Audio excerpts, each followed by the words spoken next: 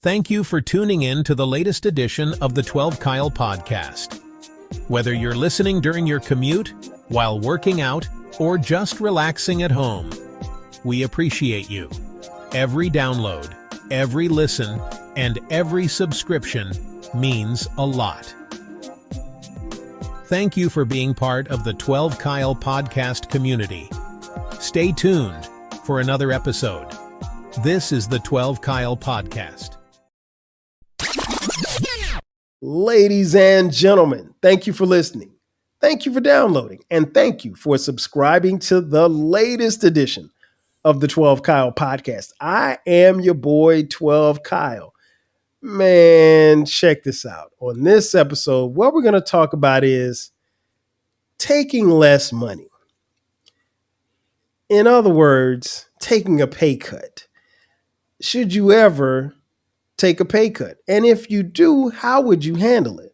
I came to this idea because I'm always surfing on the internet, and I came across an article. Well, I'd heard rumblings about it, but I wasn't sure. At the time of this recording, and you don't even necessarily have to be a basketball fan to have heard the story, but the guard from the New York Knicks in the NBA, Jalen Brunson, has had a phenomenal career, just came off career high season.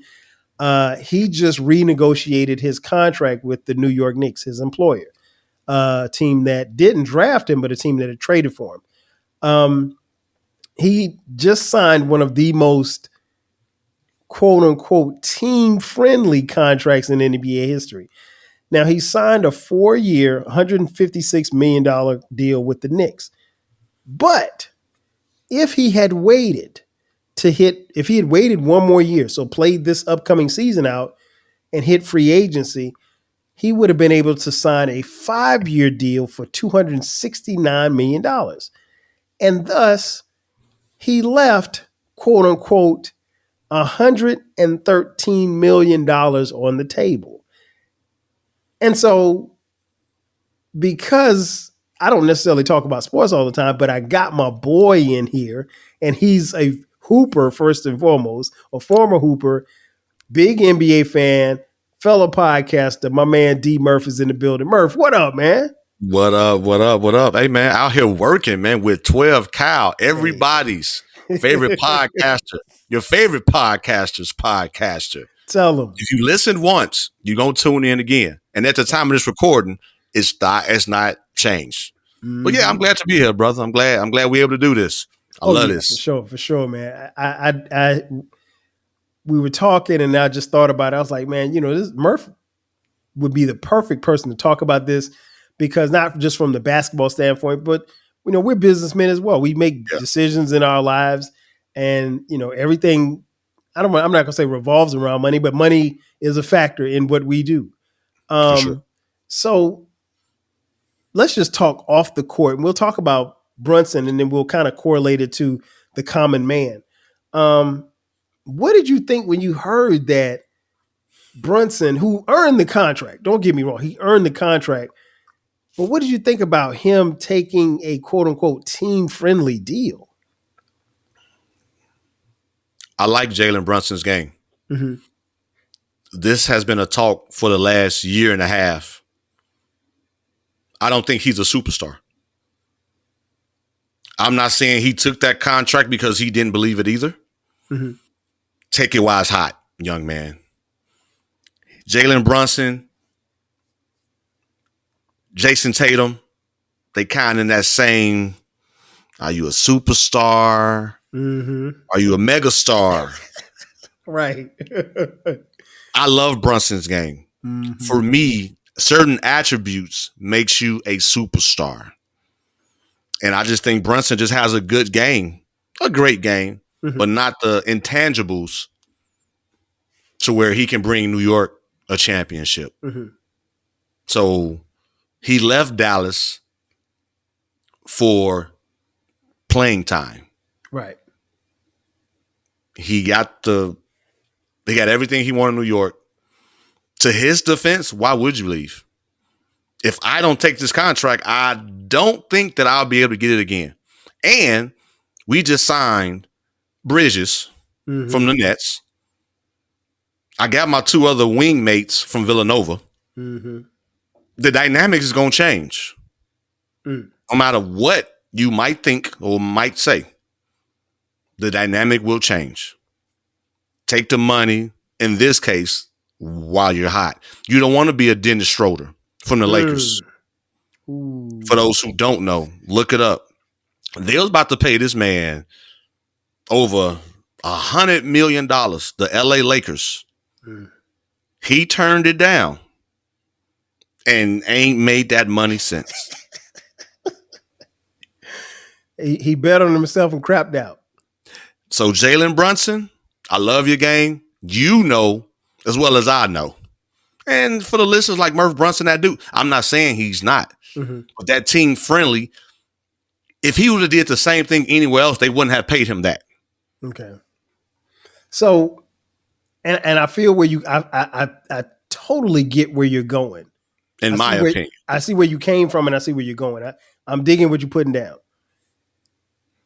On the flip side of it, Murph, so you're saying that you think that he did the right thing in taking the contract in hand as opposed to waiting until next year? Absolutely. I don't think now with Bridges, another Iron Man, mm-hmm. another highly valued guy, and they all play the same position. Mm-hmm. Okay, so let me play devil's advocate. What if Brunson, okay, so he has more players, so you tend to think that his numbers probably won't be as high as they were this past because season. They play similar positions. But if you had a center or someone that was not the same position as you, mm-hmm. that increase, not only does that increase your chance, in my opinion, from experience, to win a championship, but that will also put you in a position where you can still do what you've been doing. Right. But now you got another guard in Bridges. Right. Hart, the Italian guy. Yeah. And then Brunson. Small ball. Yeah, small ball, DiVincenzo. And then I'm looking at Tom Thibodeau. Yeah. So you, but okay, so let me. Those are my factors. No, I know. I totally get it, Murph. So to the listeners listening right now at home or watching on YouTube, thank you for watching. They're saying, Murph, why would you leave $113 million on the table? You're never because I'm not going to have that same season next year. But what if you do? You can't get $113 million back. I agree with that. So, like you said earlier, we're businessmen. Mm-hmm. Look how many people add incentives to their current contract. I'm sure they can add some incentives, but to your point, you still left money. All money ain't good money, though. All money ain't good money. I'm going to just say that. Take what you can, because the dynamic of the team with Bridges and you losing the center y'all had, who was setting picks for you, Brunson. Just take the money while you can.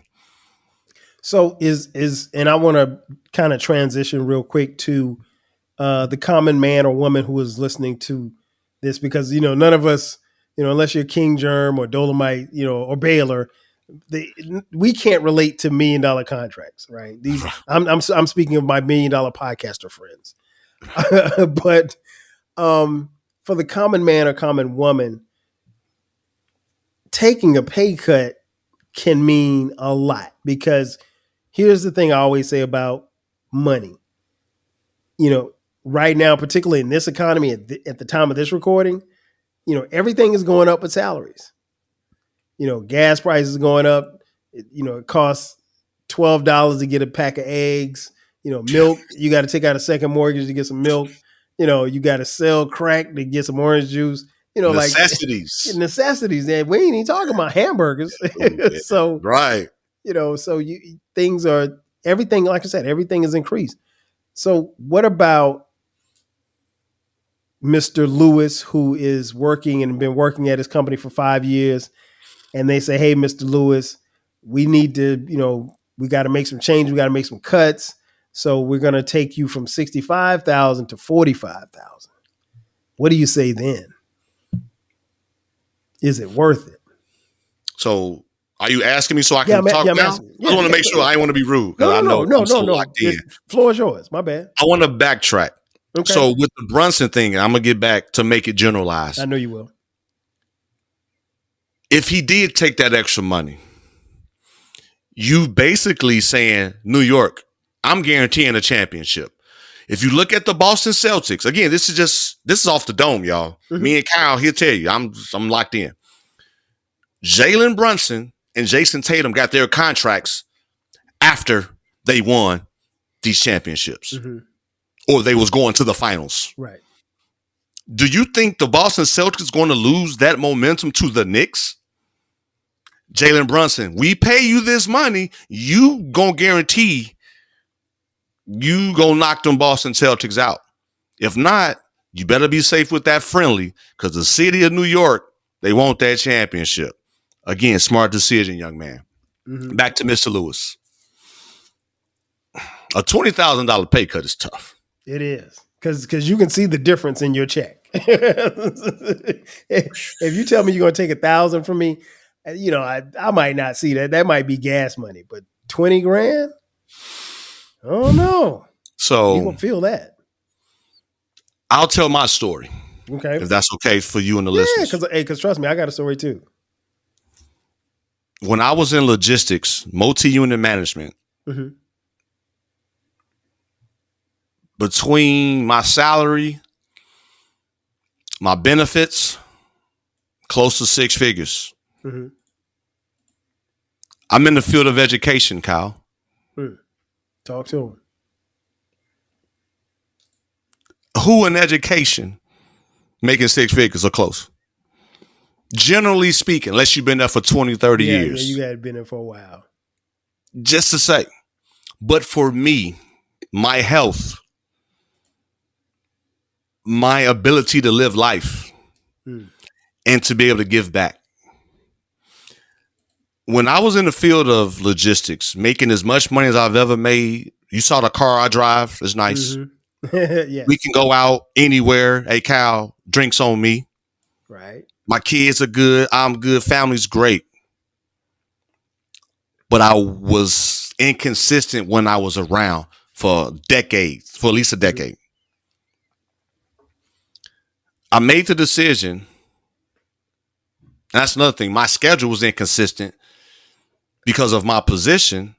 I had to fill in holes, whether people got promoted, demoted. We know Murph can handle a big group and still provide the results that we need so we can get our bonus checks.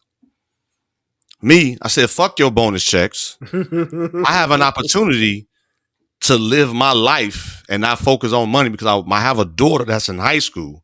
If I sound like I'm choking, I'm really something in my throat. But I have a daughter in high school that needs her daddy. Not knowing when I made that decision to go to education to take a pay cut. Mm-hmm. So I'm finding ways to coach, drive the bus, certain subject. Like, yo, I'm going to still find ways now. Mm-hmm.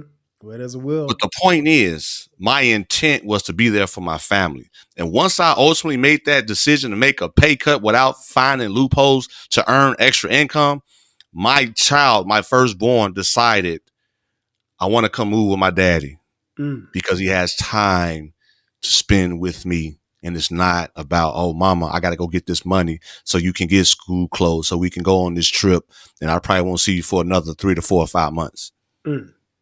So it depends on what your intent is, that sometimes, at least in my case, taking less money was something I prayed about for a long, long time.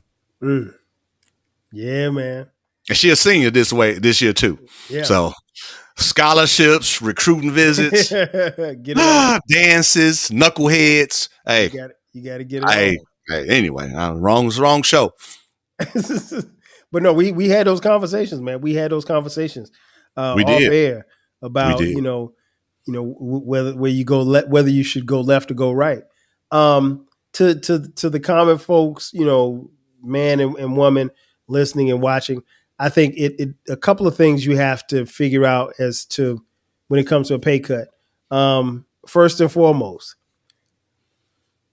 particularly if you're like me and you're married, make sure everybody in your household is on board, meaning your wife or your husband, because like you can't just agree to a pay cut and don't tell Because you got sweet talk. Yeah. Oh yeah, Kyle, this would be great.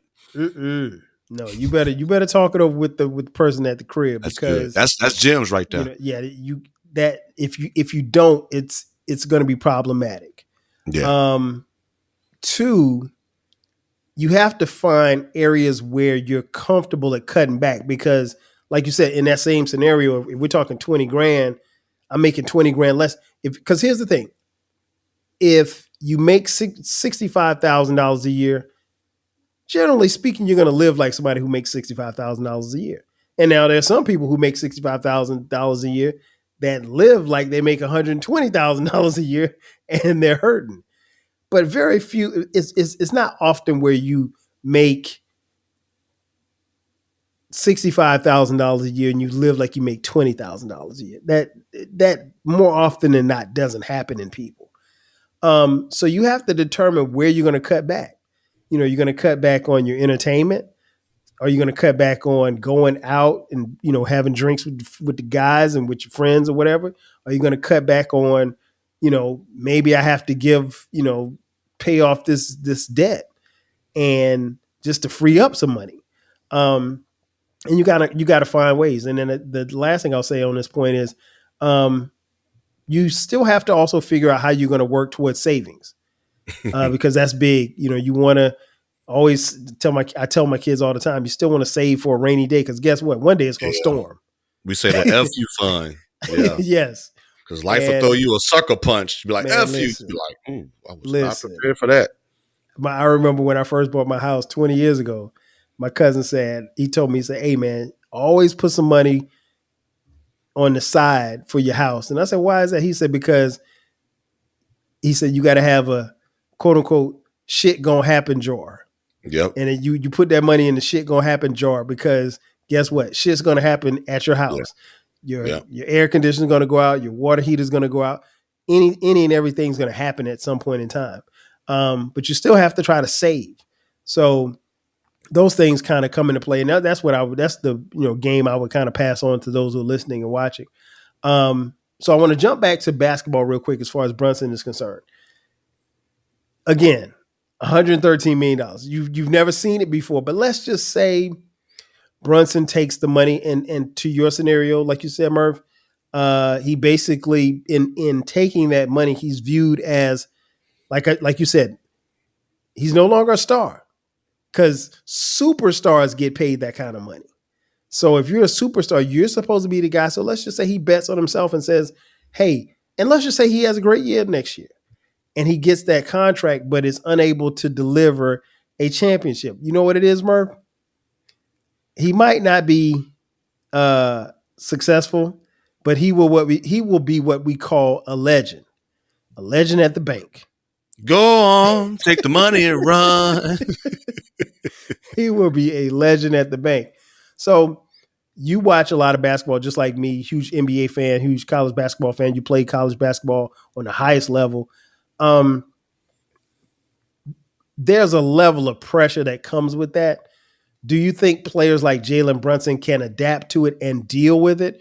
Or do you think particularly somebody like him playing, even though he's a Philly kid, playing in the Mecca of New York City, the Knicks, they're one of the NBA storied franchises. Do you think let's just say if he had that deal, he would still be able to deliver like he's been doing up until this point? I agree. He will be. You know why? It's not his performance, so to speak. It's his daddy as his backing. Thibodeau. We're going to have these conversations. It's my son. Yeah. Hey, this is my son. Mm-hmm. You knew before we left Dallas. He my son first. Mm-hmm. Don't do him bad. Right. And his father, Rick Brunson, has been in the league. He's a great mentor for him.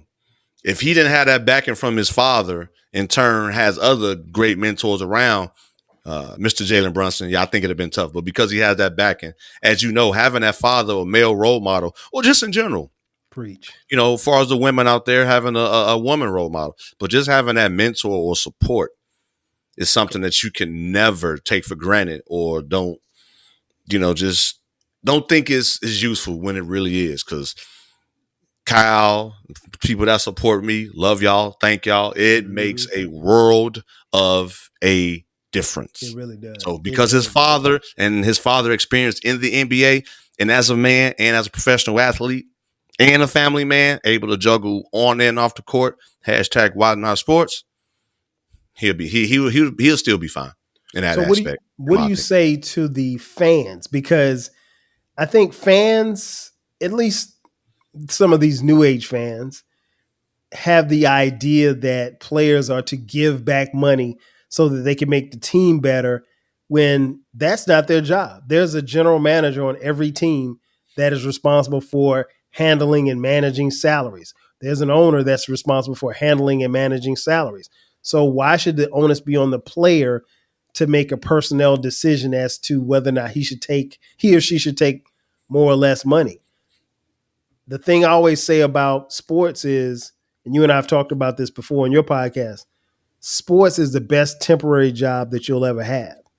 You have a very small window of your life to make an enormous amount of money, but none of that involves giving the money back. So what do you say to the fan that says, oh man, why didn't you take a pay cut so we could get, whoop-de-whoop to come to our team?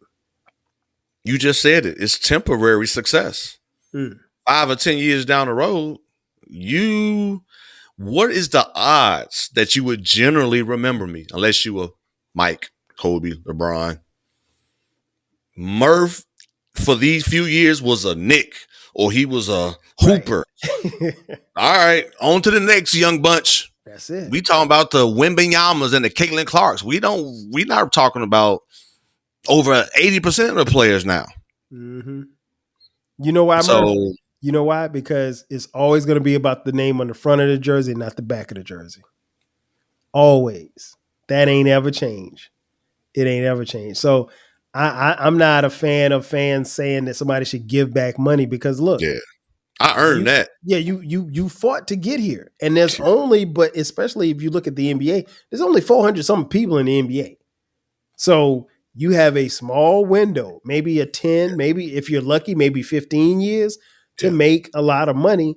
And that money is, while it may sound crazy, that money has to last you a lifetime. But I mean, you get $100 million contract that can create generational wealth if you manage it correctly. Right. And how much of our financial literacy is really on point? That's a whole nother story. Hey, that's the episode of Why Not Sports, right? That's the episode for us to do right there.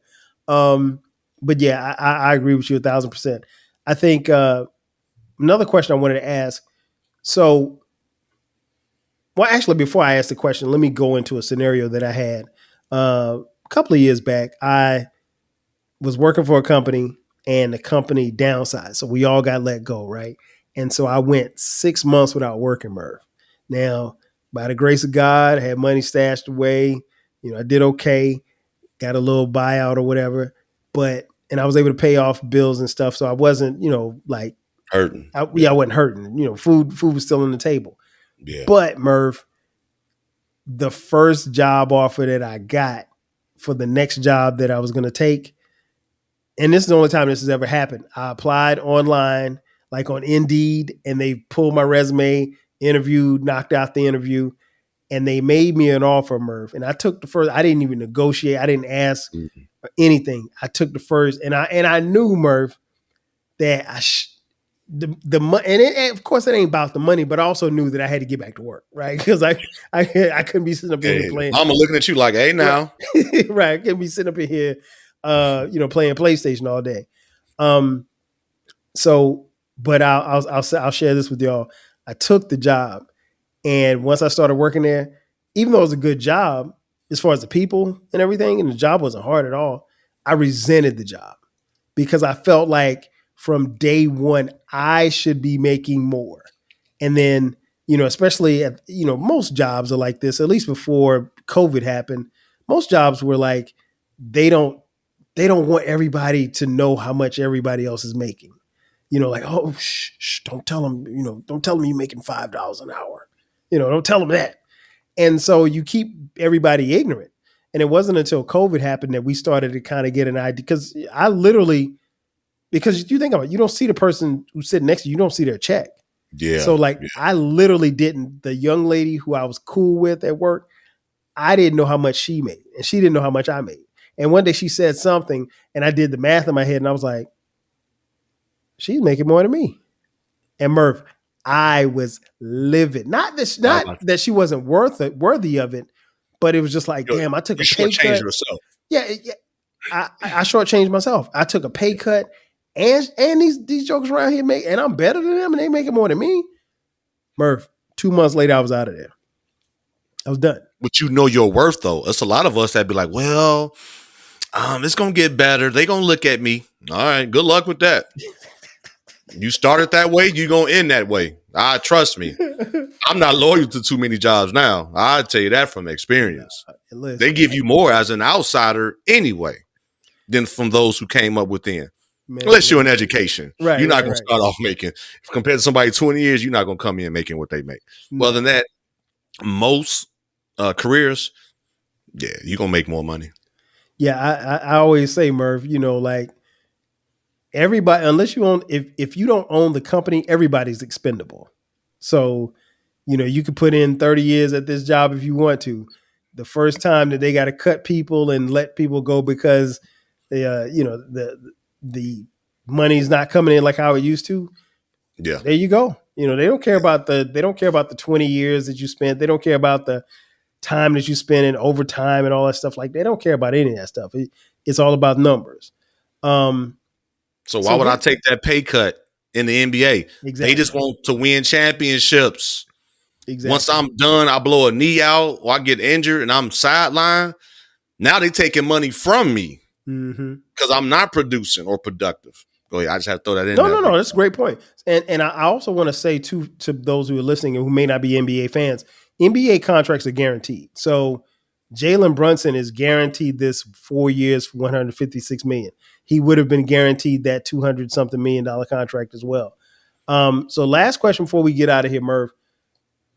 What would be your advice to someone who is considering, like, let's say the company where they work, you work, we've talked about your job on and off here, before you got into the school system, as far as corporate America, they tap you on the shoulder. Hey, Murph, the numbers are kind of down. We might have to, we're letting some people go. We're not going to let you go, but we may have to kind of adjust. That's the calm before the storm. That made me twitch when you said that.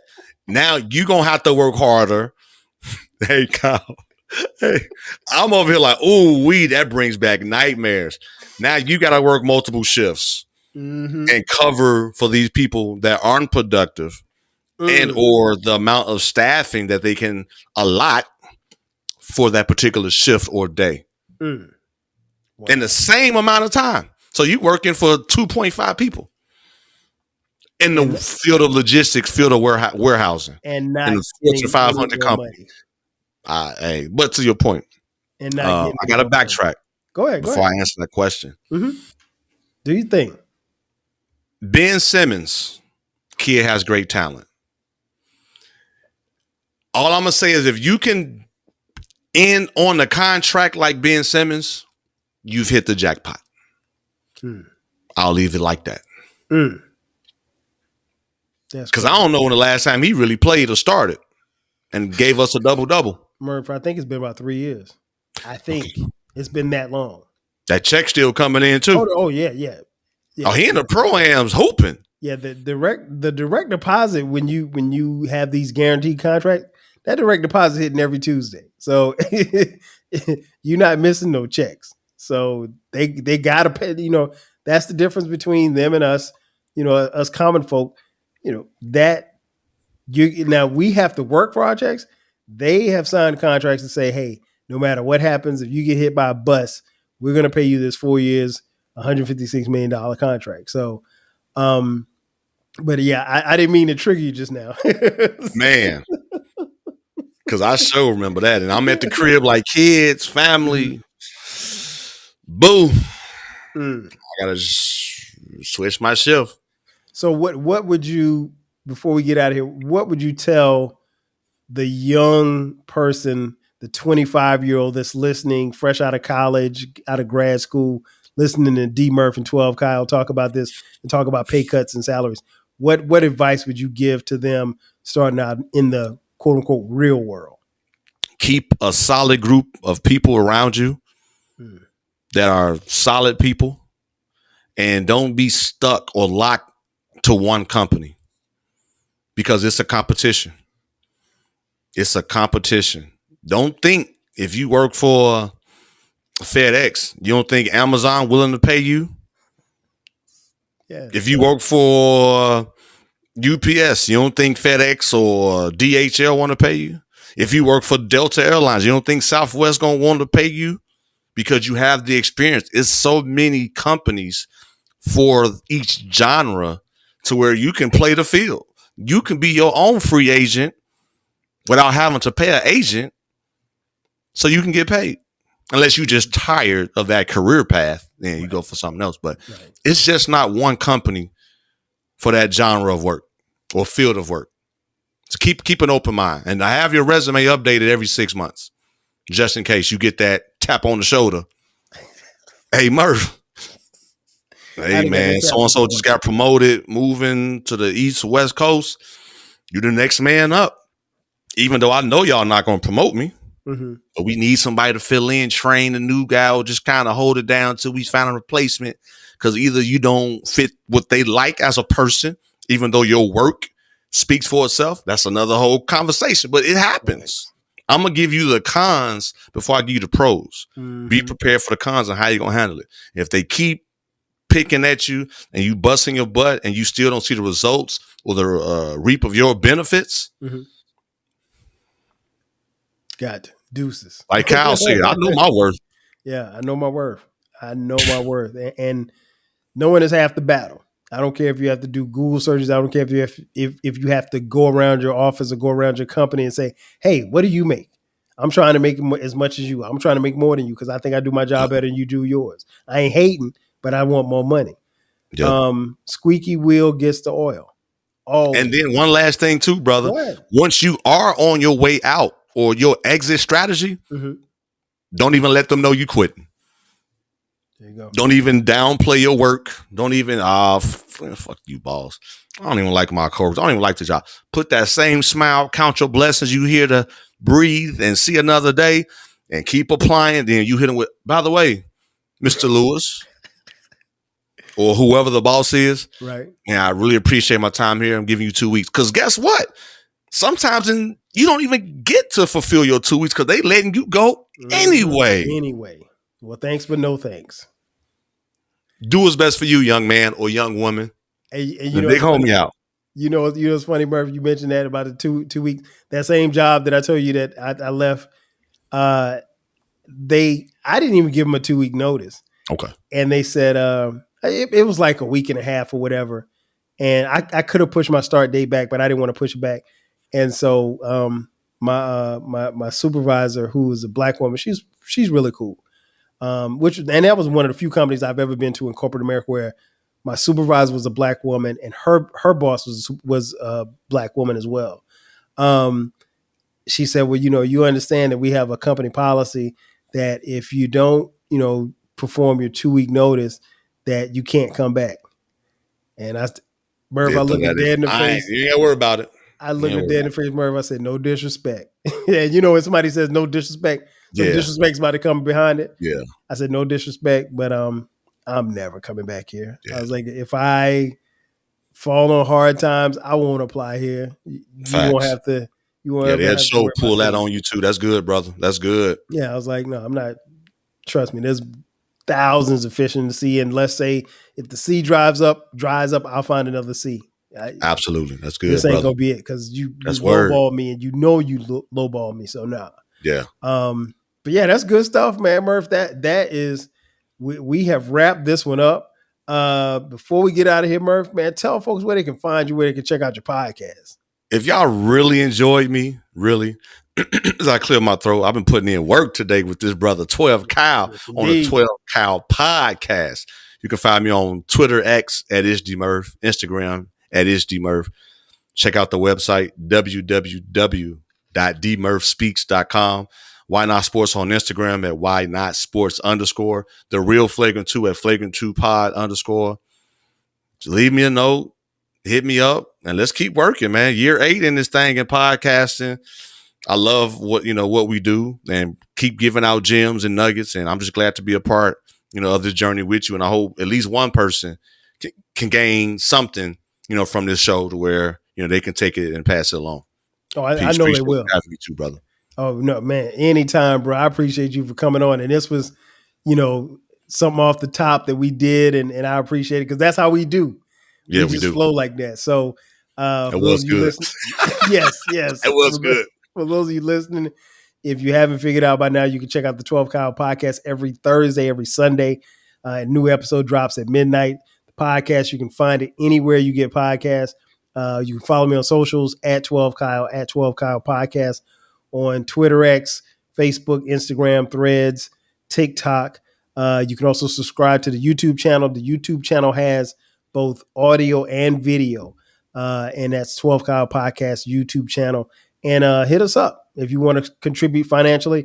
We got a merch link that's in the description box. Click that. We got 12 Kyle podcast t-shirts, hoodies, mugs, posters, you name it. We got it for a very low price. And last but not least, if you want to hit us up, throw a couple of dollars our way. I'll catch them.